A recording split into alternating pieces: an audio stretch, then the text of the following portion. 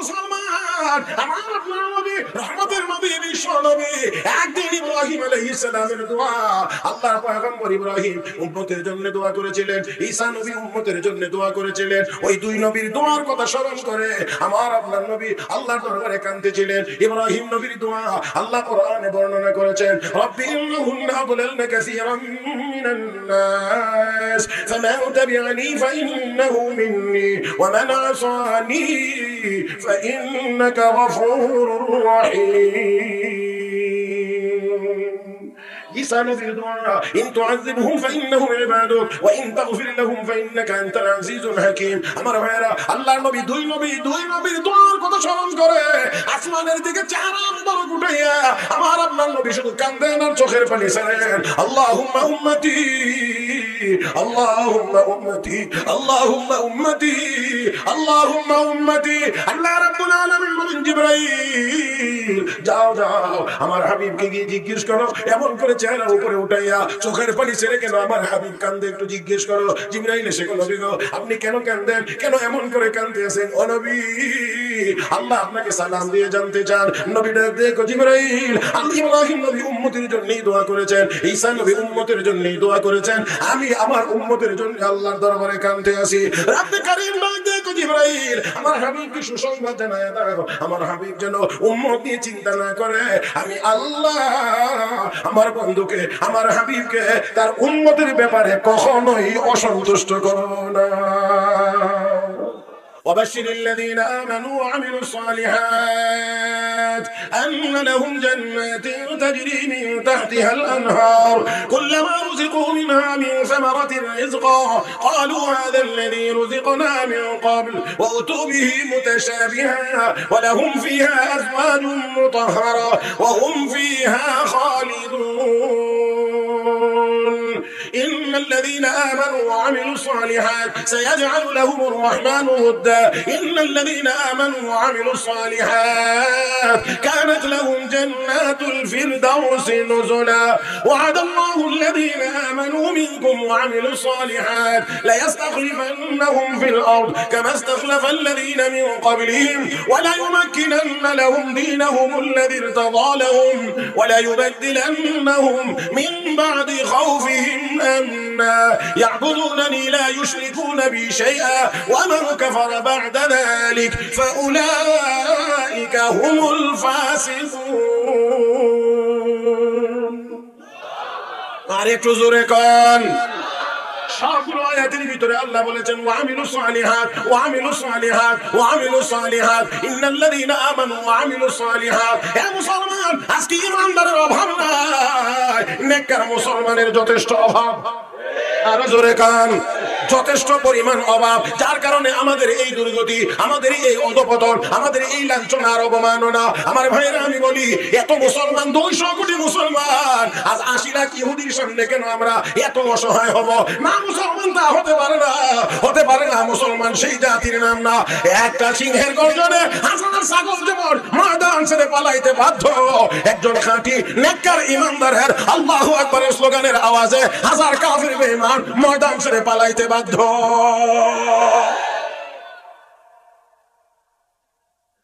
আমি আশা করি এই কথাগুলো বলার মূল উদ্দেশ্য হলো আপনাদেরকে একটা চেতনায় নিয়ে আসা, যাতে মাঝে মাঝে একটু কথা দরকার হলে আপনারা যেন একটু কথা বলবেন তো ইনশাআল্লাহ।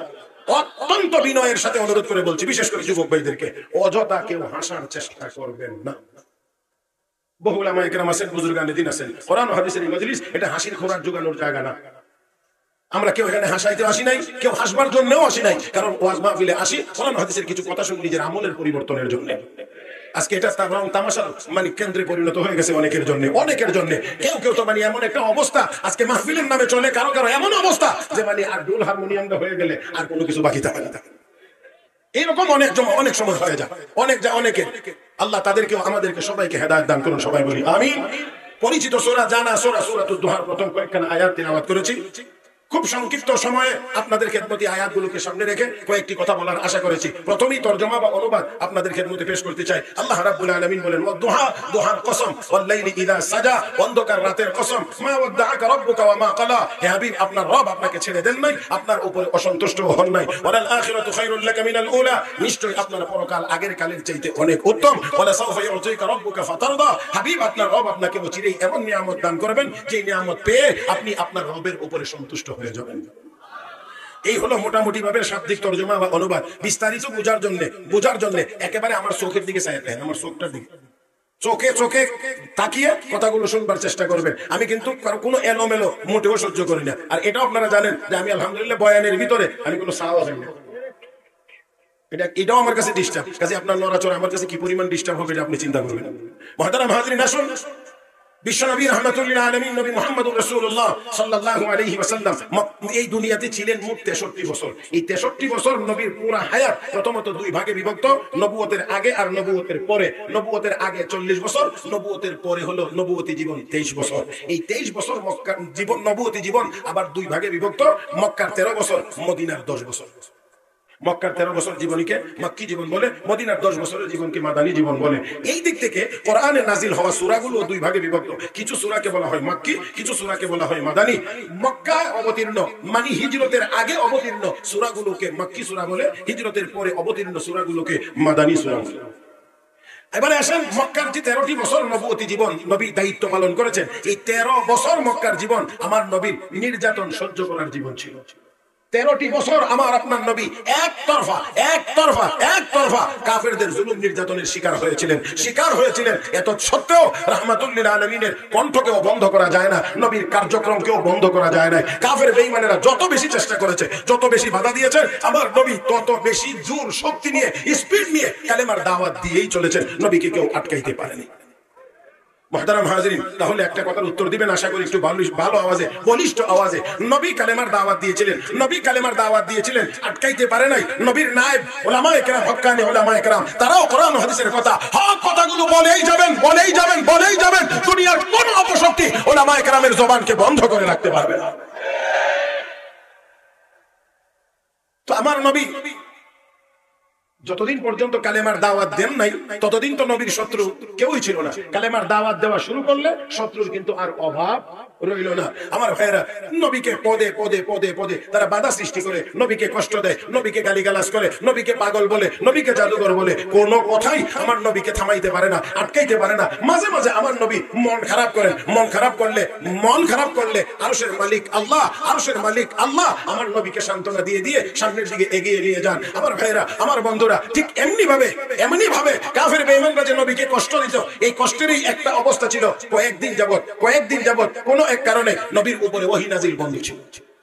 কয়েকদিন ওহী নাজিল বন্ধ থাকলে এটাকেই কাফের বেঈমানেরা সুযোগ হিসেবে নিয়েছে, গ্রহণ করেছে।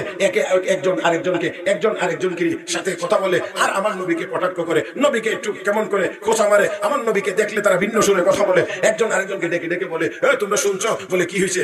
মুহাম্মদের আল্লাহ তো মুহাম্মদকে ছেড়ে দিয়েছে। এই সব জবানে হবে না? একসাথে আওয়াজ করে বলেন, মুহাম্মদের আল্লাহ মুহাম্মদকে ছেড়ে দিয়েছে। নিজে জানলে আরেকজন ডাকে, ও সাহেব খিতা হইছে মুহাম্মদের আল্লাহ মুহাম্মদকে ছেড়ে দিয়েছে। এখন আর খোঁজ খবর নেয় না, আমার ভাইরা। ওহী নাজিল করেন তো আল্লাহ, বন্ধ করেছেন তো আল্লাহ। এখন ওহী নাজিল বন্ধ হয়ে যাওয়ার কারণে মক্কার হাট ঘাট, অলি গলি, রাস্তা বাজার যা আছে সব এক কথায় গরম। কারণ মুহাম্মদুর রাসূলুল্লাহর বিপক্ষে কথা তো, এজন্য মাঠ গরম। মিয়া সাহেবের দুষ পাইলে পুরা বাজার গরম হইতে 5 মিনিটও লাগে না। আরে আস্তে কোন মিয়া। মুহতারাম হাজিরিন, আলেম ওলামার সামান্য ত্রুটি বিচ্যুতি পাইলে সমাজের বহু মানুষ খুব রসায় গলায় কথা বলতে পারে। আলেমের যদি ত্রুটি হয়ে থাকে সামান্য, সাদা কাপড়ে ছোট্ট একটা কালো দাগের মতো, এতটুকু দাগ দেখে মানুষ এত কথা বলতে পারে। আমার বন্ধুরা, আর যিনি কথা বলছেন তার শরীরটা, তার অবস্থা হলো ছাতির কাপড়ের মতো কালো। আস্তে গরু পুরাটাও যদি লেদায় দেয় কাপড়ের উপরে, তারটা কিন্তু দেখা যায় না। আমার কথা মনে একটু রাগ করে লেছেন নাকি? সাদা কাপড় একটু সামান্য কালো দাগ অনেক দূর থেকে দেখা যায়। কথা ঠিক না? দেখে একজন তকিটার মধ্যে, আমরা তো তকি বলেন না, তকির মধ্যে দেখুন একটু দাগ বের হয়েছে, কেমন দাগ বের হয়েছে। আর উনি যেটা ভরে রাখছে এটার মধ্যে আরো আলকাতরা লাগাইলেও দেখা যায়। আল্লাহ আমাদের সবাইকে বুঝার তৌফিক দান করুন, সবাই বলি আমিন।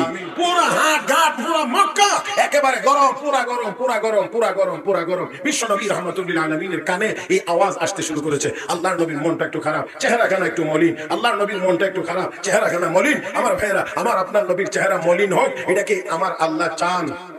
কয় না রে, কয় না? আমার আপনার নবীর চেহারাখানা মলিন হবে, এটা আমার আল্লাহ কামনা করেন না রে মুসলমান। না, নবীর মনটা একটু খারাপ, নবীর চেহারাখানা মলিন। আওয়াজ করে জবাব দিবেন, আমার আপনার নবীর চেহারা মুবারকের চাইতে সুন্দর কোন চেহারাওয়ালা মানুষ দুনিয়াতে আসে নাই, আর কোনদিন আসবেও। মাশাআল্লাহ, এই আওয়াজটা করবেন আমার ভাইয়েরা, উলামায়ে কেরাম এখানে আছেন। আপনারা সবাই জানেন নবুয়তের সিলসিলা, নবুয়তের ধারাবাহিকতা আমার আপনার নবীর উপরে এসে শেষ না? নবুয়ত খতম, নবুয়ত খতম। রব্বে কারীম কোরআনের আয়াতে বলেছেন, মা কানা মুহাম্মাদুন আবা আহাদিন মির রিজালিকুম ওয়ালাকিন রাসূলুল্লাহি ওয়া খাতামান নাবিয়্যিন ওয়া কানা আল্লাহু বিকুল্লি শাইইন আলীমা। ও মুসলমান, আমার আপনার নবীর উপরে সে নবুয়ত খতম, নবুয়ত খতম। শুধুমাত্র তা না, আমার আপনার নবীর উপরে সে নবুয়ত খতম। এমন না মুসলমান, যেমন করে আমার আপনার নবীর উপরে সে নবুয়ত খতম, ঠিক তেমনি ভাবে আমার আপনার নবীর উপরে সে হুসন জামাল তথা সৌন্দর্য খতম। আল্লাহ বুঝছেন আমার এই কথা? সৌন্দর্য আমার নবীর উপরে এসে খতম। তার মানে আমার নবীর পরে যেমন কোন নবী নাই, আমার নবীর আগেও আমার নবীর পরেও নবীর মতো সুন্দর আর কোন মানুষ, আওয়াজ করে বলেন, নাই নাই নাই নাই। আমার নবীর চেহারা মুবারক আমার আল্লাহ সবচেয়ে বেশি সুন্দর করে বানাইছেন। ও মুসলমান, একে তো হলো সুন্দর, দুই নম্বর হলো আমার আপনার নবীর চেহারা মুবারক আমার আল্লাহর কাছে অপ্রিয় না প্রিয়? আমার আল্লাহর কাছে অপ্রিয় না প্রিয়? অনেকের চেহারা সুন্দর আছে কিন্তু প্রিয় না। আমার ভাইয়েরা, আবু জাহেলের চেহারা সুন্দর ছিল, প্রিয় না, কিন্তু বেলালের চেহারা কালো হওয়ার পরেও আমার আল্লাহর কাছে বড় প্রিয়। ও মুসলমান, বেলাল কালো হওয়ার পরেও আল্লাহ রাব্বুল আলামিনের দরবারে বড় প্রিয়। তো আমার নবীর চেহারা মুবারক পৃথিবীর সবচেয়ে সুন্দর চেহারা মুবারক, আমার আপনার নবীর চেহারা মুবারক আমার আল্লাহর কাছে সবচেয়ে বেশি প্রিয় চেহারা মুবারক। আল্লাহু আকবার। আর একটু জোরে কান আমার ভাইয়েরা, আমার বন্ধুরা, আমার আপনার নবীর এই চেহারা মুবারক আমার আল্লাহর কাছে এত প্রিয়, আমার আল্লাহর কাছে এত প্রিয়। নবীর চেহারা মুবারক এত সুন্দর, ওই চেহারা একটু মলিন হবে, এটা কি আমার আল্লাহ পছন্দ করেন না? কিন্তু নবী তো তাদের এই কথাগুলো শুনে চেহারা এখানে একটু মলিন, নবীর মনটা একটু খারাপ, চূড়ান্ত পর্বের খারাপ হয়েছে। নবীর চাচি আবু লাহাবের স্ত্রী উম্মে জামিল আমার নবীকে একদিন ডেকে ডেকে বলছে, ও ভাতিজা, ও ভাতিজা, ও ভাতিজা। আমার নবীকে কি সুন্দর করে ডাকে, মনে হয় কোনো ভালো কথা থাকতে পারে। রহমতের নবী আগে আগে বলেন, চাচি কি বলতে চান? আবু জাহেল আবু লাহাবের স্ত্রী উম্মে জামিল ডাক দিয়ে, কো ভাতিজা, এতদিন পর্যন্ত তোমার কাছে যে শয়তানটা আগমন করতো, এটা বলে এখন আর আসে না। সব জবানে নাউজুবিল্লাহ। তার ভাষায় জিবরাইল নবীর কাছে আগমন করে, এটা তার ভাষায় হলো শয়তান, তার ভাষায় শয়তান। আমি আপনাদেরকে বলছি, আসলে জিবরাইলকে সে বুঝাইতে চায় শয়তান। জিবরাইল কি শয়তান না নিজে শয়তান? হ্যাঁ, সে নিজে শয়তান। আমার ভাইয়েরা, জিবরাইলকে বলে শয়তান। দুনিয়াতে আপনারা লক্ষ্য করলে দেখবেন, পাগল পাগল পাগল, পরনের লুঙ্গি খুইলা মাথাত বেঁধে লইছে, এ রাস্তা দিয়ে হাঁটে আর দৌড়ে, আর কথা এমন ভাবে বলে তার কথা শুনলে বোঝা যায় শুধুমাত্র সে একলাই সুস্থ, বাকি যত মানুষ আপনারা আছেন সবাই পাগল। আমার ভাইরা, আমার বন্ধুরা, ওই কম্বল তো ওই কোলাঙ্গানি ডাক দে, ও মুহাম্মদ সাল্লাল্লাহু আলাইহি ওয়াসাল্লাম, তোমার কাছে এতদিন পর্যন্ত যে শয়তানটা আগমন করতো, এটা বলে এখন আর আগমন করে না। তোমার আল্লাহ বলে এখন আর তোমার খোঁজ খবর নেয় না। রহমতের নবী, বিশ্ব নবী, রাহমাতুল লিল আলামিন নবী মুহাম্মদুর রাসূলুল্লাহ সাল্লাল্লাহু আলাইহি ওয়াসাল্লামের ব্যথায় কলিজাটা ভরে গেছে, ব্যথা ব্যথা। আমার ভাইরা, চেহারাখানা মলিন হওয়াটাই স্বাভাবিক। অন্যরা বলে যেমন তেমন, সে তো আমার কাছের মানুষ, ঘরের মানুষ, চাচি, সে আমাকে এমন কথা বলেছে। আল্লাহ নবী রাহমাতুল লিল আলামিন নবী মুহাম্মদুর রাসূলুল্লাহ সাল্লাল্লাহু আলাইহি ওয়াসাল্লাম বড় ব্যথিত হইলেন, বড় ব্যথিত হইলেন, বড় কষ্ট পাইলেন। নবীর চেহারা চেহারাখানা মলিন, আল্লাহ নবীর জন চূড়ান্তভাবে ব্যতীত নবীর চেহারাখানা মলিন। আমার আল্লাহ কয় হাবিব না না, আর দেরি করা যায় না, আপনাকে আর কষ্ট দেওয়া যায় না। যখন এতটুকু পর্যায়ে গিয়ে পৌঁছেছে আমার আল্লাহ, তখনই ওই জালেম, ওই কাফির, ওই কুলাঙ্গারদের দাঁত ভাঙ্গা জবাব দিয়ে আমার নবীর চেহারা মুবারক উজ্জ্বল করে, আমার নবীর শান মান মর্যাদা বৃদ্ধি করে মহান আল্লাহ পবিত্র কোরআনে সূরাতুদ দুহা নাযিল করেছে। এ মুসলমান, একটু কথা একেবারে কান পেতে খেয়াল করে শোনেন। নবী কিন্তু কিছুই বলেন নাই, নবী কিন্তু কিছুই বলেন নাই, নবী শুধু শুনছেন, নবী শুধু শুনছেন, মন খারাপ করেছেন, চেহারা মলিন হয়েছে, কিন্তু নবী পাল্টা তাদেরকে কিছু বলেন নাই, নবী কিছুই বলেন নাই। তবে নবীর বন্ধু কে? আল্লাহ। আল্লাহ, আপনার কষ্ট হবে নাকি? তো মহব্বতের সাথে বলেন নবীর বন্ধু আল্লাহ। আমার ভাইরা, আমার বন্ধুরা, এমন বন্ধু বা বন্ধু দুই রকম হয়। এক বন্ধু আরেক বন্ধুকে পাইতে চায়। ইব্রাহিম খলিলুল্লাহ তিনিও আল্লাহর বন্ধু, আমার আপনার নবী হাবিবুল্লাহ তিনিও আল্লাহর বন্ধু। ও মুসলমান, খলিলুল্লাহ আর হাবিবুল্লাহর মধ্যে পার্থক্য আছে। আমার ভাইরা, খলিল ওই বন্ধু যে তার বন্ধুকে পাওয়ার জন্য সব কুরবানি দেওয়ার জন্য প্রস্তুত, আর হাবিব হলো এমন বন্ধু যেই বন্ধুকে পাওয়ার জন্য তার বন্ধু সব করার জন্য প্রস্তুত। এর অর্থ হলো ইব্রাহিম খলিলুল্লাহ আল্লাহর বন্ধু, সব আল্লাহকে পাওয়ার জন্য সব করতে প্রস্তুত। ছেলে এবং ছেলের মাকে নির্বাসনে পাঠানোর জন্য প্রস্তুত, ছেলেকে কুরবানি দেওয়ার জন্য প্রস্তুত, আগুনে নিক্ষিপ্ত হওয়ার জন্য প্রস্তুত, আল্লাহকে সন্তুষ্ট করার জন্য। আর আমার আপনার নবী রাহমাতুল লিল আলামিনকে সন্তুষ্ট করার জন্য আমার আল্লাহ সবকিছু করার জন্য প্রস্তুত। আমার ভাইরা, আমার বন্ধুরা, আমার আপনার নবীকে খুশি করার জন্য, সন্তুষ্ট করার জন্য আল্লাহ রাব্বুল আলামিন সব করার জন্য প্রস্তুত। আমার ভাইরা, এমন বন্ধুকে যদি কেউ কষ্ট দেয় তাহলে বন্ধুর গায়ে সহ্য হওয়ার কথা না। আমার নবী শুধু নীরবে সহ্য করেন, মনটা বড় খারাপ, চেহারাখানা মলিন। আল্লাহ নবীর যখন এই অবস্থা, আল্লাহ রাব্বুল আলামিন হাবিব আপনি কিছু না বললেও আমি তো এমনিতেই ছেড়ে দিতে পারি না। আমার নবী জবাব না দিলেও নবীর বিরুদ্ধে যারা কথা বলে তাদের জবাব কে দেন? আওয়াজ করে জবান খুলে মহব্বতের সাথে বলেন জবাব কে দেন? আমার ভাইরা, আমার বন্ধুরা, আমার নবীর বিরুদ্ধে কথা বললে নবী যদিও কোনো কিছু বলেন না, আল্লাহ কিন্তু ছেড়ে দেন না। কিয়ামত পর্যন্ত আমার নবীর বিরুদ্ধে যারা কথা বলবে একটা বেয়াদবকেও আমার আল্লাহ কোনোদিন ছেড়ে দিবেন না। আমার ভাইরা, আমার বন্ধুরা, নবীর উম্মত হিসাবে আমরাও কি কিছু বলতে পারি নাকি পারি না? আল্লাহ কয় না কিছু বলতে পারেননি না পারেন না? সাহাবায়ে কেরাম রিদওয়ানুল্লাহি তাআলা আলাইহিম আজমাইন আমার নবীর বিরুদ্ধে কোনো কথা বললে তারা সহ্য করতো না। আমার ভাইরা, জান দেওয়া লাগলে জান দিত, মাল দেওয়া লাগলে মাল দিত, তবু নবীর দুশমন যারা তাদেরকে প্রতিহত করতো, সহ্য করে নিতেন না সাহাবায়ে কেরাম। আমরাও বলছি, আমরা এই বাংলার জমিনে 17 কোটি মুসলমান, 5 লাখের মতো মসজিদ, হাজার হাজার মাদ্রাসা, লক্ষ লক্ষ উলামায়ে কেরাম, আমরাও বলতে চাই আমরা নবীর উম্মত, আমরা সাহাবায়ে কেরামের উত্তরসূরি, আমরা ওলিয়া আউলিয়াদের উত্তরসূরি। এই বাংলার জমিনে আমার নবীর বিরুদ্ধে কেউ কথা বলবে, এই দেশের একজন মুসলমান কোনদিন নীরব বসে থাকবে না। আমার ভাইরা, আমার বন্ধুরা, তাই আসুন নবীর বিরুদ্ধে বলবে না। নবীর বাগান মাদ্রাসা, মাদ্রাসার বিরুদ্ধে বলা মানে নবীর বিরুদ্ধে বলা। কয়না টুপির বিরুদ্ধে বলা তো নবীর বিরুদ্ধে বলা, দাড়ির বিরুদ্ধে বলা তো নবীর বিরুদ্ধে বলা, তো নবীর বিরুদ্ধে বলা। জোরে কোন ঠিক কিনা?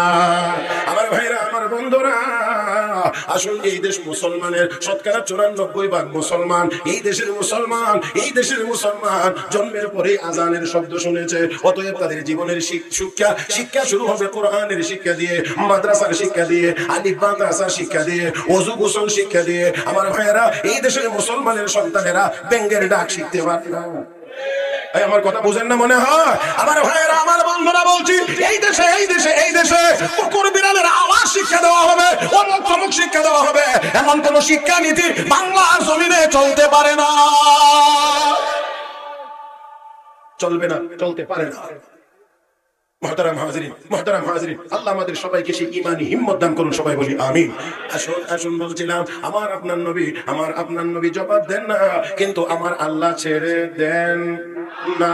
আল্লাহ নবী জবাব দেন না, আল্লাহ কিন্তু ছেড়ে দেন না। অতএব কিয়ামত পর্যন্ত কাউকে আল্লাহ ছেড়ে দিবেন না। আমার ভাইরা বন্ধুরা, আল্লাহ রাব্বুল আলামিন জবাব দিতে গিয়ে প্রথমেই কসম করে বলেছেন ওয়াদুহা ওয়াল্লাইলি ইযা সাজা।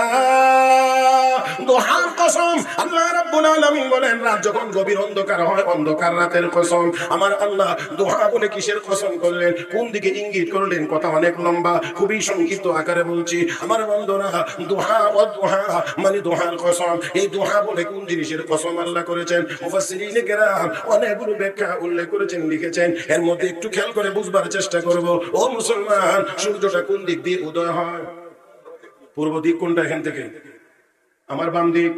আমার বাম দিক সেটা হলো পূর্ব দিক। সূর্যটা যখন পূর্ব দিক দিয়ে উদয় হয়, পূর্বটা যখন সূর্যটা যখন পূর্ব দিক দিয়ে উদয় হয়, তখন দেখতে কেমন দেখা যায়? লাল টকটকা গোল একটা প্লেটের মতো। আমার ভাইরা উদয় হয়, এই উদয়ের সময় দেখা যায় লাল টকটকা। একটু উপরে উঠলে আলো যখন পরিপূর্ণ ছড়ায়, তখন আর সূর্যের দিকে তাকানো যায় না। ওই যেই জায়গায় গেলে আর সূর্যের দিকে তাকানো যায় না, ওই জায়গাটাকে, ওই সময়টাকে আরবিতে দোহা বলা হয়। আমার আল্লাহ ওই সময়টার কসম করেছেন। আল্লাহ বলেন ও দোহা, দোহার কসম। আমার ভাইরা এই সময়টা প্রতিদিন একবার আসে। আল্লাহ কি এই সময়ের কসম করেছেন না বিশেষ কোনো দিনের কসম করেছেন? মুফাসসিরিনে কেরাম বলেন এক নাম্বার, আল্লাহ এই দিন প্রতিদিনের এই সময়ের কসম করেছেন। এই সময়ের কসম করে আমার আল্লাহ কি বুঝাইয়া দিতে চান? ও মুসলমান, মুফাসসিরিনে কেরাম লেখেন আকাশের সূর্যের একদল বিরোধী আছে। আকাশের সূর্যের একদল বিরোধী আছে। জানেননি কোন প্রাণীর নাম সূর্যের উদয় পছন্দ করে না? এমন কোন প্রাণীর নাম কি আপনারা জানেন?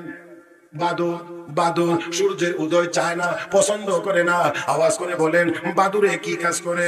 বাদুরে রাতের বেলা আরেকজনের গাছের কলা গিয়ে খেয়ে ফেলে। কথা কয় না, খায়নি, খায়, জিগায়া খায়, অনুমতি নিয়ে খায়। তাহলে জিজ্ঞাসা অনুমতি ছাড়া আরেকজনের জিনিস নিয়ে যাওয়া খায়, খাওয়ার নাম চুরি। চুরি। তাহলে তার স্বভাব চরিত্র ভালো? চুরি করে, চুরি করে। আর দুনিয়ার সব চোরেরা অন্ধকার চায়, আলো পছন্দ করে না। সব চোরেরা, সব ডাকাতেরা আলো পছন্দ করে না, অন্ধকার চায়। চরিত্র যাদের নষ্ট, তারা সবসময় অন্ধকার চায়, আলো পছন্দ করে না। তো আমাদের দেশে কিছু আবার আছে ভণ্ড ভণ্ড ভণ্ড ভণ্ড পীর মুরিদিন নামে হালকা জিকির বসা, হালকা জিকির বসা। শুনি অনেক জায়গায় গেলে তারা কয় যে মনের বাতি বড় বাতি, বাইরের বাতি নিবাও রে।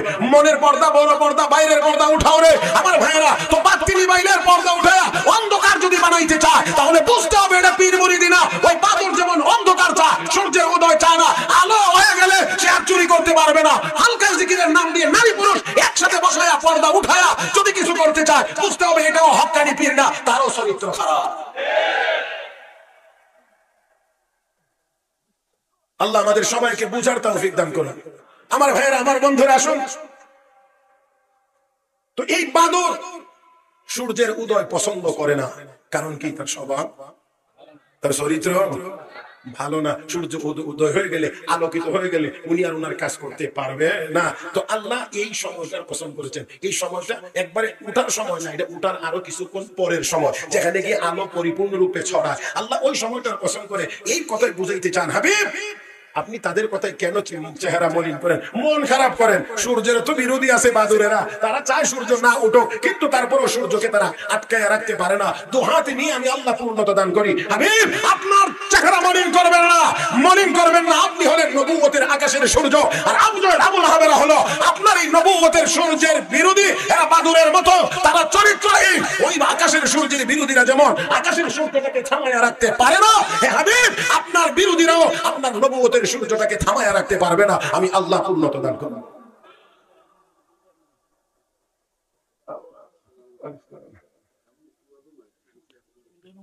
আল্লাহ হুজুর আইন আমরা সামনে না আইলে তো জোরে কোন আলহামদুলিল্লাহ, আর আস্তে কোন আলহামদুলিল্লাহ, মাশাআল্লাহ, আলহামদুলিল্লাহ। আমার অত্যন্ত শ্রদ্ধাভাজন ব্যক্তিত্ব। এই বৃহত্তর সিলেটের ভিতরে আমি যে কয়জনকে একেবারে অন্তর দিয়ে বেশি মহব্বত এবং শ্রদ্ধা করি, তার মধ্যে একজন হযরত আকদাস হযরত মাওলানা আব্দুল হান্নান চাম শাইখ গণেশপুরি দামাত বারাকাতুহু আলিয়া। আল্লাহ হুজুরকে দীর্ঘ নেক হায়াত দান করুন। হুজুর আসছেন, বসছেন, আপনারা বেজার হইছেন না খুশি হইছেন? দোয়া করেন হুজুরের জন্য। হ্যাঁ, দোয়া করবেন না? হ্যাঁ, হুজুরও আমাদের সমাজের সবার জন্য দোয়া করবেন। আমরাও হুজুরের জন্য দোয়া করি। আল্লাহ যেন হুজুরকে আরো বেশি বেশি দ্বীনের খেদমতের তৌফিক দান করেন। বয়ান চলবে না শেষ করে দিতাম? হ্যাঁ চলবে, চলবে। হুজুরও বলছেন চলবে ইনশাআল্লাহ। তো একেবারে খেয়াল করে করে শুনবার চেষ্টা করব। মুহতারাম হাজরিন, মুহতারাম হাজরিন, আসেন একটু আগায়। আল্লাহ কো হাবিব আকাশের সূর্যের বিরোধীরা থামায়া রাখতে পারে না, আপনি নবুয়তের আকাশের সূর্য আপনাকেও আবু জেহেল আবুল হামেরা থামায়া রাখতে পারবে না। আমি এখনো বলি আবু জাহেলের নাতিপুতিরাও আমাদের মাদ্রাসা শিক্ষাকে আটকায় আর ঠেকায়া রাখতে পারবে না। আর জোরে কান।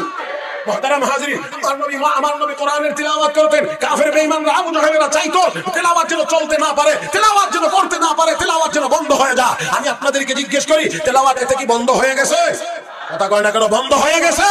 আমার বন্ধুরা সেই আবু জাহেলের নাতিপুতিরা, ব্রিটিশ লাল কুকুরেরা এই ভারতবর্ষ থেকে সব মাদ্রাসা বন্ধ করে দিয়েছিল, যাতে করে মুসলমানের সন্তান কোরআনের শিক্ষা থেকে বঞ্চিত হয়। আমার বন্ধুরা ওই লাল কুত্তারা একদিন সমুদ্র 13 নদী পাড়ি দিয়ে এই দেশ থেকে চলে যেতে হয়েছে। এই দেশের মাদ্রাসা বন্ধ করার পরেও এখনো আমার মাদ্রাসা আছে, আলেম উলামা আছে, হাফেজে কোরআন আছে। আমার ভাইরা এখনো বলতে পারি, তাদের যে উত্তরসূরিরা এখনো যদি কেউ স্বপ্ন দেখে এই বাংলার জমিন থেকে কোরআনের শিক্ষাকে বন্ধ করে দিবে, নস্বাত করে দিবে, শিক্ষা প্রতিষ্ঠান চলবে না, আল্লাহ কসম করে বলতে পারি তারা নিঃশ্বাস হয়ে যাবে। কোরআনের দর্শ, কোরআনের সনদ চলছে, চলবে, চলতে থাকবে কিয়ামত পর্যন্ত চলবে।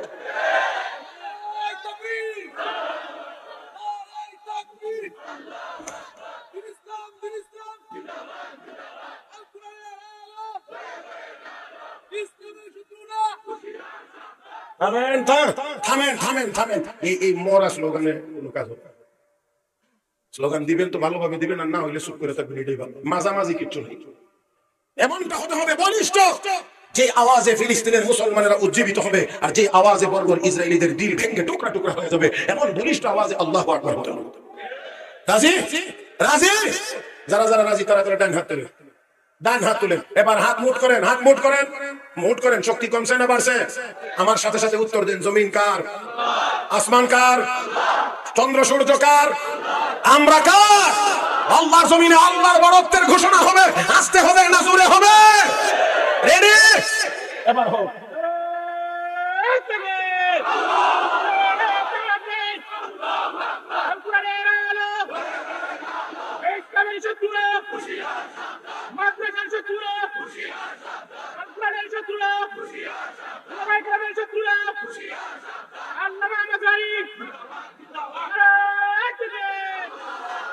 মাশাআল্লাহ। এবারে গিয়া বোঝা যায় যে এখনো মুসলমান জিন্দা আছে, জোরে কোন ঠিক কিনা? মুহতারাম হাজিরিন, মুহতারাম হাজিরিন, একেবারেই চতুর্দিক দিয়ে চৌকান্না থাকতে হবে। আসুন, 1 নাম্বার, আল্লাহ রাব্বুল আলামিন বলেন ওয়াদুহা। হাবিব দোহার কসম করছি কেন? ওই সময়টাতে গিয়ে সূর্য পূর্ণতা লাভ করে, আপনার নবুয়তের সূর্য পূর্ণতা লাভ করবে, দুনিয়ার কেউ ঠেকায় রাখতে পারবে না। 2 নাম্বার হলো, এই 2 নাম্বারটা বলতে গেলে একটু সময় লাগবে, আপনারা একটু পিছনের দিকে ফিরে যেতে হবে। সাইয়েদনা মুসা আলাইহিস সালামের নাম তো আপনারা অবশ্যই জানেন। কোরআন শরীফের সবচেয়ে বেশি যেই নবীর আলোচনা কোরআন আল্লাহ বর্ণনা করছে, মুসা আলাইহিস সালাম। যে ওদিকে যাবেন কোরআন শরীফ পড়তে থাকলে দেখবেন কতক্ষণ পরে পরে মুসা নবীর নাম আসে, কতক্ষণ পরে পরে দেখবেন মুসা আলাইহিস সালামের কথা আছে। কি বলেন ঠিক কিনা? আল্লাহ প্রিয় একটা বৈশিষ্ট্য ওনার ছিল আলাদা, সেটা ছিল উনি আল্লাহর সাথে দুনিয়ার জীবনেই আল্লাহর সাথে উনি কথা বলতেন। কোরআনে কারীমে আল্লাহ রাব্বুল আলামিন সেই কথাগুলো তুলে ধরেছেন। ওমা তিলকা বিয়ামিনিকা ইয়া মূসা ক্বালা হিয়া আসাই আতাওয়াক্কাউ আলাইহা ওয়া আহুশু বিহা আলা গনামি ওয়া লিয়া ফিহা মাআরিব উখরা ক্বালা আলকিহা ইয়া মূসা ফাআলকাহা ফাইদা হিয়া হাইয়াতুন তাসআ ক্বালা খুযহা ওয়া লা তাখাফ সানুঈদুহা সিরাতাহা আল-উলা। মুসা আলাইহিস সালাতু ওয়াস সালামকে আল্লাহ রাব্বুল আলামিন একটা মুজিজা দান করেছিলেন, লাঠি। আল্লাহ প্রত্যেক নবীকেই তার সমকালীন অবস্থার সাথে মিল করেই মুজিজা দিয়েছিলেন। আমার আপনার নবীর সবচেয়ে বড় মুজিজার নাম হলো আল কোরআন। আমার আপনার নবীর সময় সাহিত্যিকতার যুগ ছিল, বড় বড় কবি সাহিত্যিক ছিল, তারা অনেক কিছু লেখালেখি করতো। আর আল্লাহ আমার আপনার নবীর উপরে এমন এক কোরআন নাজিল করেছেন, যেই নবী স্কুলের বারান্দায় যায় নাই, কোনোদিন কোনো কলেজে যায় নাই, কোনো ইউনিভার্সিটিতে যায় নাই, সেই নবীর উপরে আল্লাহ এমন কোরআন নাজিল করেছে যে ওই সময়ের সব সাহিত্যিকেরা মিলেও ইন্না আতাইনাকাল কাউসার এই ছোট্ট সূরাটার মোকাবেলা করতে পারেনি। পারে নাই পারে নাই পারে নাই পারে নাই, বাধ্য হয়ে তারা বলছে লাইসা হাযা কালামুল বাশার, এটা মানুষের বানানো কোনো কালাম না, মানুষের বানানো কোনো কথা না। মুহতারাম হাজিরিন, তো মুসা আলাইহিস সালামকে ওই জামানা ছিল জাদুবিদ্যার জামানা, ওই সময়ে মানুষ জাদুতে পারদর্শী ছিল। রশির মধ্যে দড়ি মন্ত্র করে ফু দিত, সাপ হয়ে দৌড় মারতো, লাঠির মধ্যে মন্ত্র করে ফু দিত, সাপ হয়ে দৌড় মারতো। মুসা আলাইহিস সালামের কাছে যদি এর চেয়েও শক্তিশালী কোনো কিছু না থাকে, তো লোকেরা কইবো তুমি যে নবী, তোমার কাছে কি আছে, আমরা যা পারি তুমি তাওই পারো না, তো তুমি আবার নবী হইলে কেমনে? আল্লাহ এই জন্য মুসা নবীকে একটা লাঠি দিয়েছেন, তো এটা হাতে থাকলে লাঠি সাইডা দিলে হয়, আস্তে করে হাতে থাকলে লাঠি ছাড়লে হয় সাপ। ওরে আল্লাহ, শুধু এটা না, শুধু এটা না, শুধু এটা না, মুসা আলাইহিস সালাম মাঝে মাঝে একটু রেস্ট নিতেন, শুয়ে থাকতেন, তো লাঠিটা থাকতো মাথার কাছে, লাঠিটা বললাম মাথার কাছে। তো কোনো কোনো জালেম মনে করতো এই বেটা ঘুমাই রয়েছে, এখন মেরে ও আল্লাহ, যেই মাত্র খালি এই পরিকল্পনা করে নাক গাইতে গাইতে আইতেছে, আপনারা এটা কি দেখছেন? এটা কথা বলে এটা কি দেখেন? বাস। আচ্ছা, হঠাৎ করে আমার দিক থেকে চোখ ঘুরাইয়া, হুজুরের দিক থেকে চোখ ঘুরাই হঠাৎ করে যদি দেখেন যে এটা সাপ হয়ে গেছে, কেউ এখান থেকে যাইবার সময় হুজুরের অনুমতি নিয়ে যাইবে? বুঝাইতে পারছি না মনে হয়। যদি হঠাৎ তাকায় দেখেন যে এটা একটা বড় সাপ, তাহলে আর আপনারা কেউ জিগাইয়া যাইবেন না যে এখন তো ওই জালিম আসে মুসা আলাইহিস সালামকে মেরে ফেলবে, কারণ কি শুয়ে আছে, ঘুমিয়ে আছে, আর ঘুমের মধ্যে মানুষ মারা অত্যন্ত সহজ, এই জন্য আগায় আসে। আস্তে আস্তে আস্তে আস্তে যখন একেবারে কাছাকাছি চলে আসে রেঞ্জের ভিতরে, কারণ লাঠি দিয়ে বাড়ি দিতে গেলে, দাও দিয়ে খুব দিতে গেলে আপনি 20 হাত দূর থেকে দিতে পারবেন না, কাছে আসতে হবে। ওই রেঞ্জের ভিতরে যখন আসে অটোমেটিক ওই লাঠি সাপ হয়ে ফাঁক করে। আচ্ছা, এখন দেখেন তো হাতে লাঠি নিয়ে এসে মুসা আলাইহিস সালামের বাড়ি দিবে, এখন আগাইতে আগাইতে যখন কাছে আইছে, এখন দেখে ওই যে লাঠি এটা অটোমেটিক সাপ হয়ে ফাঁক করে উঠছে। এখন কি বাড়ি দিবে না দৌড় দিবে? এখন দৌড়। তো এই লাঠি এটা মুসা আলাইহিস সালামের বড় মুজিজা, আল্লাহ রাব্বুল আলামিন দিয়েছেন। এখন হাতে থাকলে সাইরা দেওয়ার কথা আল্লাহ বলছেন, যেদিন প্রথম আল্লাহ দেখাইয়া দিয়েছেন, আল্লাহকে মুসা লাঠিটা ছাড়ো, ছাড়ছেন তো সাপ হয়ে দৌড়াদৌড়ি শুরু করছেন। আল্লাহ মুসা আলাইহিস সালাম এবার ভিতরে ভিতরে মানবীয় বৈশিষ্ট্য মুফাসসিরিন ইকরাম দেখেন, এতে করে বোঝা যায় নবীগণ মানুষ ছিলেন, এই জন্য ভিতরে একটু ভয় কাজ করতেছে।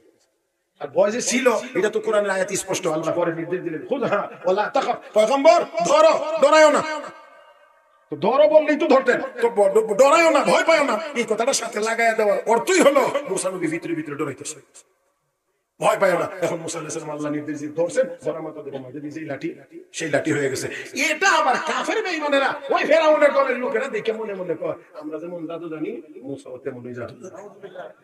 কথা বুঝেন না? এটা তো একদম সোজা কথা, আপনারা জানেন, শুনছেন যে পুকুরের দুই দিক দিয়ে গাটলা, একদিক দিয়ে হলো মসজিদ, আরেক দিক দিয়ে মানুষের বাড়ি ঘর। তো মসজিদের ইমাম সাহেব 3টা সাড়ে 3টার সময় উঠছে, ওযু করবার লেগে গেছে, তাহাজ্জুদের নামাজ পড়বে, এমন সময় আরেক লোক গরু চুরি করে আইছে, হাতে পাওয়া মাটি, এবারে এই গাড়াদের নামছে হাত মুখ ধুইতে। এখন ইমাম সাহেব আলহামদুলিল্লাহ আমার মুসল্লিদের মধ্যেও তাহাজ্জুদ গুজার আছে, এবারে ওযু করবার লেগে আছে, তাহাজ্জুদ করবে, আল্লাহ যাক আমার মুসল্লিদের মধ্যেও তাহাজ্জুদ গুজার আছে। আর এইবারে হাত পাওয়া ধোয়ার ঘটনা নাকি আমার ইমাম সাহেব কি কাম করে নাকি? কথা বুঝছেন না কিছু আপনারা? তার মানে হ্যাঁ চুরি করে ডাইরেক্ট করে না যে আমরা ইমাম সাহেব চুরি করে, আমরা ইমাম সাহেব কি কাম করে নাকি? মুহতারাম হাজিরিন, এবার চিন্তা করেন তো, যে যেমন আরেকজনকে মনে করে, কথা কয় না, একজনই যে যেমন আরেকজনকে মনে করে তেমন। মুহতারাম হাজিরিন, তো এবার ওই যে তারা মনে করছে আমরা তো জাদু, মুসা নবীটাও জাদু। এখন গিয়ে মুসা আলাইহিস সালামের সাথে পিড়াপিড়ি শুরু হয়েছে, ও মুসা আমরা তোমার সাথে একটা জাদুর লড়াই করব, দেখবো তোমার আল্লাহ শক্তি বেশি না আমাদের মহা ভগবান ফেরাউনের শক্তি বেশি। আপনারা আওয়াজ করে জবাব দিবেন, ফেরাউনের কোনো শক্তি আছে? কার শক্তি? কার শক্তি? আমার আপনার গায়ে যেই শক্তি, এটা কার দেওয়া? ফেরাউনের গায়ে কার দেওয়া? যেগুলা গরিব মানুষ তারটা কার দেওয়া? ধনী হইলে মনে নিজের নেতা হইলে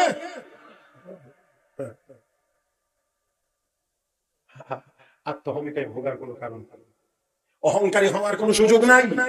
দুনিয়াতে বহু অহংকারী হয়েছে, বহু ক্ষমতার মালিক হয়েছে, বহু টাকার মালিক হয়েছে, আমার আল্লাহ অপমান অপদস্থ করে দুনিয়া থেকে বিদায় করে দিয়েছে। আমি আর আপনি কি শুধু সেই লাইনে না, আর একটু যদি অন্য লাইনে যাই তো এই লাইনেও আছে। যদি এখন আমরা কত বলছি টাকা পয়সা, বাড়ি গাড়ি, নেতাগিরি সবকিছুই বলছি, এবার বলি এলেমের বাহাদুরি, আমলের বাহাদুরি, আমি অমুক, আমি তমুক, আমি বড় হুজুর, আমি এই, আমি সেই। আল্লাহ আল্লাহ এখানেও অনেকের জাতা দিয়া একেবারে কোমর ভেঙে দিছে। কথা কয় না কেন? মুহতারাম হাজিরিন, আমি সেই দিকে যাব না, তবে যেখানে যেখানে এই ভাব আসবে সেখানে অধপতন অবশ্যই আসবে, কোনো সন্দেহ নাই। কারণ অহংকার এটা আমার আল্লাহর গায়ের চাদর, টান দিবে যে ধ্বংস হবে সে। আল্লাহ আমাদের সবাইকে বোঝার তৌফিক দান করুন, আল্লাহ আমাদের সবাইকে হেদায়েত নসিব করুন, সবাই বলি আমিন, আরো জোরে আমিন। এবার এবার লড়াই হবে, দেখতে চাই। মুসা আলাইহিস সালাম এই কাজ আমি করতে পারবো না, এই লড়াইটার জন্য আমি ছিলাম। তারা এখন মুসা আলাইহিস সালাম আমি পারবো না, এই লড়াই আমার কাজ না। বারবার বারবার যখন এই অবস্থা, আল্লাহ কো ও মুসা তুমি পিছাও কেন, তুমি পিছাও কেন, তুমি পিছাইলে তো তারা বলবে তোমার আল্লাহর শক্তি নেই, ব্যাপারটা তো তোমার সাথে না, ব্যাপারটা তো দাঁড় করায় দিছে আমার সাথে, আমার শক্তি বেশি না ফেরাউনের শক্তি বেশি, এই জায়গাতে তোমার তো ব্যাপার না, তুমি না করো কেন, বলে দাও লড়াই হবে। আল্লাহু আকবার।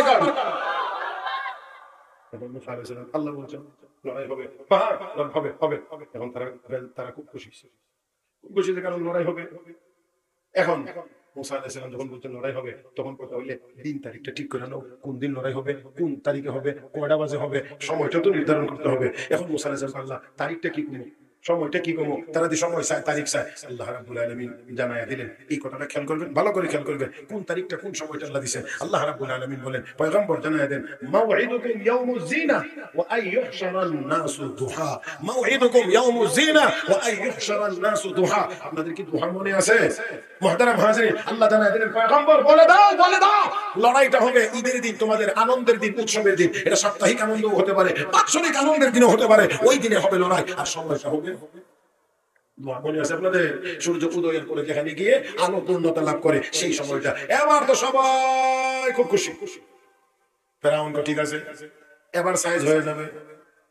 সারা দেশ থেকে জমা ৭০,০০০ জাদুঘর জমানো হয়েছে। মুসা আলাইহিস সালাতু ওয়াস সালাম এবার ময়দানে একা গিয়েছেন, ৭০,০০০ অভিজ্ঞ জাদুঘর ময়দানে নেওয়া হয়েছে। আবার ভাইরা মুসা আলাইহিস সালাম একা, তিন দিক দিয়ে তাদের বাহিনী, মুসা নবী এক দিক দিয়ে মাত্র একা।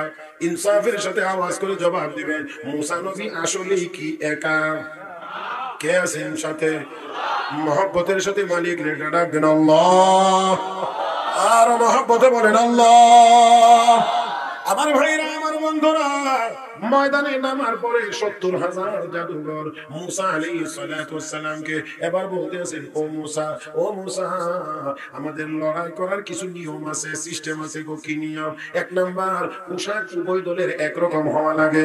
তোমার পোশাক একরকম, আমাদের পোশাক আর একরকম, এটা তো হইতে পারে না, পোশাক একটা হওয়া লাগবে। এখন কি করা? মুসা নবী কয়, আমার গায়ের পোশাক আমি পরিবর্তন করতে পারবো না, কারণ এটা আল্লাহর মনোনীত পোশাক, অতএব আমার দ্বারা পরিবর্তন সম্ভব না। আমার বন্ধুরা, আমার তারা ঠিক আছে, যদি তুমি পরিবর্তন করতে না পারো, আমরাই পরিবর্তন করে নিলাম, মানে তোমার পোশাক আমরা পরিধান করে নিলাম। যদি বুঝে থাকেন মুসলমান, তাহলে এবার বলেন একটু, এখন কে কার পোশাক পরিধান করে? ফেরাউনের দলের লোক মুসা নবীর পোশাক পরিধান করেছে। এখন যদি ময়দানে যায়, তাহলে তাদেরকে কেমন দেখা যায়? ফেরাউনের দলের লোক দেখা যায় না মুসা নবীর দলের লোক দেখা যায়? মুসা আলাইহিস সালামের দলের লোক দেখা যায়, সবার গায়ে মুসা নবীর পোশাক। আমার বন্ধুরা, কেমন করে দল বদলায় লাইছে টেরও পাইছে না। মুফাসসিরিন কেরাম লেখেন, তাদের পরাজয় এখান থেকেই শুরু হয়েছে, এখান থেকেই পরাজয় শুরু হয়েছে। না হয় ৭০,০০০ জাদুঘর বলার কথা ছিল, আমরা কেন বদলাইব, তুমি একা একলা বদলাই লাও। আমার ভাইয়েরা, আমার বন্ধুরা, মুসা আলাইহিস সালামের পোশাক এবার তারা পরে নিয়েছে। এখন তারা কো, মুসা, হামলাটা কে আগে করবে, লড়াইটা কে আগে করবে, কে আগে হামলা চালাইবে? পয়গম্বর মুসা আলাইহিস সালাতু ওয়াস সালাম এবার ডাক দিয়ে কয়, তোমরাই আগে আমি পরে, তোমরা আগে আমি পরে। তারা ৭০,০০০, মুসা আলাইহিস সালাম একা। তারপর মুসা নবী বলেন, তোমরা আগে আমি পরে, তোমরা আগে আমি পরে। এবার তারা বলতে খুবই আনন্দিত। আমার বন্ধুরা, খুবই আনন্দিত এই জন্য, আমরা ৭০,০০০ সিরিয়াল আবার আমাদেরকে দিয়েছে আগে। মুসা নবী, মুসা কি কোনো সুযোগ পাবে, কোনো চান্স পাবে নাকি? আমার ভাইয়েরা, মাঠের ৩ কোণা দখল করে নিয়েছে, ময়দানে মুসা নবী একা আছেন। ৩ কোণাতে দাঁড়াইয়া ৭০,০০০ মানুষ, একটা রশি আর একটা লাঠি, দুইটার মধ্যে মন্ত্র করে ফু দিয়েছে। ১,৪০,০০০ সাপ হইয়া মুসা নবীর দিকে দৌড়াইতে আরম্ভ করেছে। ও মুসলমান, অবস্থাটা একটু সামান্য সময়ের জন্য খেয়াল করেন। একদিকে একজন, আর একদিকে ৭০,০০০ জাদুঘরের ছেড়ে দেওয়া ১,৪০,০০০ সাপ দেখা যায় মুসা নবীর দিকে দৌড়িয়ে আসতেছে। আল্লাহর পয়গম্বর ভিতরে ভিতরে চমকায়া উঠলেন। আমি বলি না, আল্লাহ বলেন, ফাউজাসা ফি নাফসিহি খিফাতান মুসা, মুসা ভিতরে ভিতরে একটু চমকায়া উঠলেন। আমার আল্লাহ ডাক দিয়ে বলেন, কুলনা লা তাখাফ, পয়গম্বর ভয় পেও না, ইন্নী লা ইয়াখাফু লাদাইয়াল মুরসালুন, যারা ভয় পায় তাদেরকে আমি রাসূল বানাই না। ও পয়গম্বর, কেন ভয় পাইবা, কেন তুমি ভয় করবা? ভয় করার কোনো কারণ নাই। ইন্নাকা আনতাল আলা, আজকের লড়ার ময়দানে আমি আল্লাহ তোমাকে বিজয়ী ঘোষণা করব। আমার ভাইয়েরা কয়জন? মুসা নবী কয়জন? তারা কতজন? 70,000-এর মোকাবেলা আমার আল্লাহ বলেন, আমার আল্লাহ বলেন তুমি বিজয়ী হইবা, তোমাকে বিজয়ী ঘোষণা করব।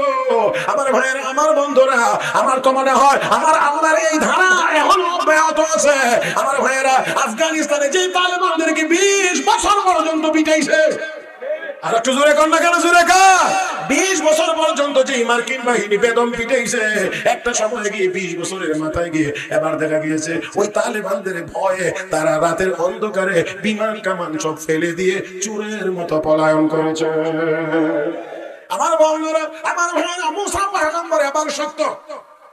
এইদিকে না, এইদিকে কি তাকান? একটু জায়গা করা হচ্ছে, আর কিচ্ছু না। আমার দিক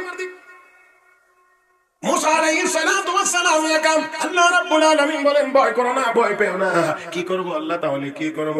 আল্লাহ রাব্বুল আলামিন বলেন আলকি মা ফি ইয়ামিনিক, হে মুসা তোমার ডান হাতে কি আছে ছেড়ে দাও। আওয়াজ করে সবাই বলবেন মুসা নবীর ডান হাতে কি আছে? লাঠি আছে, ছেড়ে দিয়েছে। মুফাসসিরিন কেরাম লেখেন ছেড়ে দেওয়া মাত্রই সাপ হয়েছে। এত বড় সাপ হা করেছে তো মাঝখানে 80 হাত ফাঁক। সুবহানাল্লাহ, রাস্তা কইল কিন্তু হ্যাঁ, কয় হাত? কয় হাত?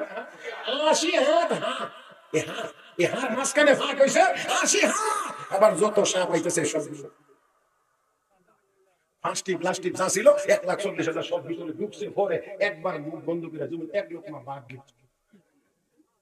এখন বলে দুইটা ছিল অস্ত্র, দুইটা ছিল, একটা রশি আর একটা লাঠি। মন্ত্র করে বউ দিছে, সাপ হইছে, গিলা দিছে সব। ভিভিআইপি গ্যালারি থেকে ফেরাউন দেখতেছিল এই দৃশ্য, কারণ মাঠে খেলোয়াড়রা খেলবে আর ফেরাউন সাপ। ভিভিআইপি যখন দেখছে যে সবগুলো খাইয়া নিছে, এরপরও সাপ সামনের দিকে দৌড়া। তাফসীরের কিতাবে লিখে ফেরাউনের পেটটা যে একটা সিফা দিছে। কথা কয় না? আরে মেয়েরা কারণ কয় না, নাভিটাতে একটা মুসুর মারছে, এই নাভিটা যে মুসুর দিছে, এরপরে যতদিন ফেরাউন বাঁচছে আর এই মুসুরের বেদনা আর কমছে না। মুহতারাম হাজিরিন, তো দেখেন এই ফেরাউন ওইখানে বসে বসে ভয়। আর তারা যারা 70,000 মাঠে নামছিল, 70,000 একজন আরেকজনের কানে কানে কয় এটা কোনো জাদু না। জাদু হইলে একজনের জাদুর মোকাবেলা 70,000 মানুষের জাদু দিয়ে করতে পারে না। নিশ্চয়ই এটা কোনো অলৌকিক শক্তি হবে, অলৌকিক শক্তি হবে। এখন এই কথা যখন বলে আমার আল্লাহ জিবরাইল, মাঠের কি অবস্থা? আল্লাহ, মাঠে তো সব মুসা নবীর দলের লোক দেখা যায়। আপনাদের কি মনে আছে প্রথম কথা কি কি? পোশাক সবাই তো মুসা নবীর দলে দেখা যায়। আমার পয়গম্বরকে তারা অনেক দিক দিয়ে সম্মান জানাইছে। এক নাম্বার মতামত নিয়েছে, কে আগে কে পোশাক পরিবর্তন করবে। আর আমার বন্ধুর পোশাক যাদের গায়ে একবার উঠে গেছে, আমি তাদের শরীর থেকে আমার পোশাক খুলে নিতে চাই না। এখনো তারা বলছে এটা কোনো জাদু না, এটা অলৌকিক শক্তি। আমি আল্লাহ এই 70,000 জাদুঘরের হেদায়েতের ফয়সালা করে দিলাম। فألقي السحرة سجدا قالوا آمنا برب هارون وموسى। 70,000 জাদুঘর একসাথে কালেমা পড়ে মুসলমান। ফেরাউন কয় এটা কেমন কথা হলো? একসাথে কালেমা পড়ে মুসলমান, তারা পরাজিত হলো। কালেমা পড়ে মুসলমান হয়েছিল যেই সময়টা, সেই সময়টা ছিল দুহা। আমার আল্লাহ বলেন দুহা, ওই দিনের ওই সময়ের কসম। হাবিব, মন খারাপ করবেন না, চেহারা মলিন করবেন না। যারা আপনার সামনে গরম কথা বলে তারাও আপনার সামনে পরাজিত হবে। আমার ভাইরা, আমার বন্ধুরা, 1 2 3 নম্বর হলো দুহা মানে হলো আমার আপনার নবীর সুন্দর চেহারা মুবারক। ওয়াল্লাইলি ইযা সাজা, অন্ধকার রাত মানে হলো আমার নবীর কালো চোখ মুবারক। এক কথা আমার আল্লাহ আমার নবীর সৌন্দর্যের কসম করার পরে এবার গিয়ে বলছেন মা ওয়াদাআকা রাব্বুকা ওয়া মা ক্বালা। হাবিব চিন্তিত হবেন না, আমি আল্লাহ কসম করে বলছি হাবিব, আপনার রব আপনাকে ছেড়ে দেন নাই, আপনার উপরে অসন্তুষ্ট হন নাই। ওয়াল আখিরাতু খায়রুল লাকা মিনাল উলা। চিন্তা করবেন না, আপনি দুনিয়ার এই সামান্য সময় আপনি কেন পেরেশান হয়ে যান, চেহারা কেন মলিন করেন, কেন আপনি মন খারাপ করেন? আমি আল্লাহ আপনার পরকাল আগের কালের চাইতে সুন্দর করে সাজাইছি। কোনটা পরকাল, কোনটা আগের কাল, কোনটা পরকাল, কোনটা আগের কাল, মুফাসসিরিন কেরাম লেখেন। 1 নাম্বার হলো হাবিব, আপনার মক্কার জীবনের চাইতে মদিনার জীবন ভালো হবে। একটু অপেক্ষা করেন, আর কয়েকদিন মাত্র মদিনায় হিজরত করে যাবেন। মক্কায় একজন নাগরিক, মদিনায় যাওয়ার সাথে সাথে আমি আল্লাহ আপনাকে বানায় দেব রাষ্ট্রপতি। আরো জোরে কোন, আরো জোরে কোন। আমার ভাইয়েরা, 1-2 নম্বর হলো হাবিব দুনিয়ার জীবনটা কতদিন, কয়দিন, সামান্য সময়। দুনিয়ার জীবনটা কয়দিন, সামান্য সময়। আপনি একটু ধৈর্য ধরেন, একটু ধৈর্য ধরেন। দুনিয়ার জীবন অতিক্রম করে আপনি যখন আখিরাতে চলে আসবেন, আপনার মর্যাদা, আপনার ইজ্জত, সম্মান আমি আল্লাহ এত এত দিয়ে রেখেছি। হাসরের ময়দানে সব মানুষ যখন দেখবে, আর ওই দিন তারা আফসোস করবে, হাবিব আপনি কষ্ট নেবেন না, চেহারা মলিন করবেন না। আপনার দুনিয়ার জীবনের চাইতে আপনার আখিরাতের জীবন অনেক উত্তম, অনেক সুন্দর আমি আল্লাহ সাজায়া রাখছি। আমার ভাইরা, আমার বন্ধুরা, কথা অনেক লম্বা, সংক্ষেপেই শুধু সামনে আগাইতে চাই। রব্বুল আলামিন পরের আয়াতে গিয়ে বলেন, ওয়ালা সাওফা ইউতিকা রাব্বুকা ফাতারদা। আমি চেহারা মলিন করবেন না, আমি আল্লাহ আপনাকে অচিরেই এমন নিয়ামত দান করব, অচিরেই এমন নিয়ামত দান করব, যে নিয়ামত পাইয়া আপনি আপনার রবের উপরে সন্তুষ্ট হয়ে যাবেন, আল্লাহর উপরে, আমি আল্লাহর উপরে সন্তুষ্ট হয়ে যাবেন। আমার আপনার নবী, নবী বিশ্ব নবী রাহমাতুল লিল আলামিন বলেন, আল্লাহ রাব্বুল আলামিন আমাকে সন্তুষ্ট করবেন। এই জন্য এই সুযোগটা আমি দুনিয়ার জীবনেও কাজে লাগাইবো, আমি আখিরাতের জীবনেও কাজে লাগাইবো। ও মুসলমান, আমার আপনার নবী, রহমতের নবী, বিশ্ব নবী, একদিন ইব্রাহিম আলাইহিস সালামের দোয়া, আল্লাহর পয়গম্বর ইব্রাহিম উম্মতের জন্য দোয়া করেছিলেন, ঈসা নবী উম্মতের জন্য দোয়া করেছিলেন। ওই দুই নবীর দোয়ার কথা স্মরণ করে আমার আপনার নবী আল্লাহর দরবারে কাঁদতেছিলেন। ইব্রাহিম নবীর দোয়া আল্লাহ কোরআনে বর্ণনা করেছেন, রব্বি ইন্নাহুন্না আদলালনা কাসীরাম মিনান নাস ফামান তাবিআনি ফাইন্নাহু মিন্নি ওয়া মান আসানি ফাইন্নাকা গফুরুর রাহিম। ঈসা নবীর দোয়া, ইন তুআযিবহুম ফাইন্নাহুম ইবাদুক ওয়া ইন তাগফির লাহুম ফাইন্নাকা আনতাল আজিজুল হাকীম। আমার ভাইরা, আল্লাহর নবী, দুই নবীর দোয়ার কথা স্মরণ করে আসমানের দিকে চেহারা মুবারক উঠাইয়া আমার আপনার নবী শুধু কাঁদেন আর চোখের পানি ছাড়েন, আল্লাহুম্মা উম্মতি, আল্লাহুম্মা উম্মতি, আল্লাহুম্মা উম্মতি, আল্লাহুম্মা উম্মতি।